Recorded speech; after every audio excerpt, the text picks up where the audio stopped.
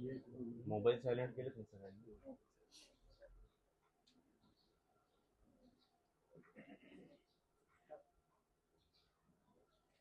राज्याचे उपमुख्यमंत्री आदरणीय अजितदादांचा आज दुःखद निधन झालं. आमचा सगळा आधार गेलेला आहे. आमचा कुटुंबाचा प्रमुख गेला.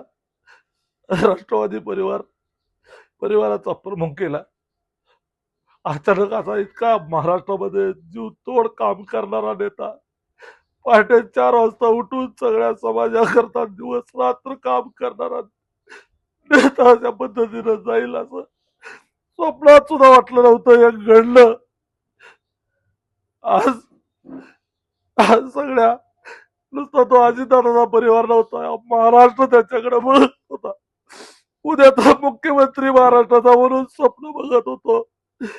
अचानक आज अजितदादा आज ही धक्कादायक बातमी आली. अक्षरशः सगळं कोसळल्यासारखं झालंय. सगळं याच्यातून त्यांचा परिवार, राष्ट्रवादीचा उभ्या महाराष्ट्रातला परिवार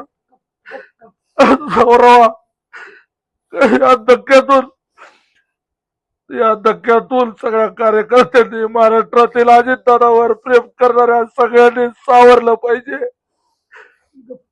या माणसानं उद्या महाराष्ट्रातील विकासाचा गाडा थांबतो का काय?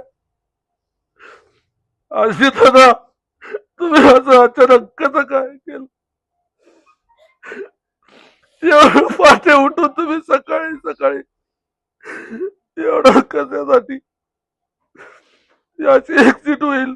महाराष्ट्राचं नाही देशाचं नुकसान झालं. इतकं चांगलं काम करणारा मेहनती माणूस या महाराष्ट्राला पुन्हा मिळलेला आहे. या महाराष्ट्रामध्ये पुन्हा असा नेता होलेला आहे. माझा परिवार आणि माझ्या सगळ्या जिल्ह्याच्या वतीनं तुम्हाला श्रद्धांजली अर्पण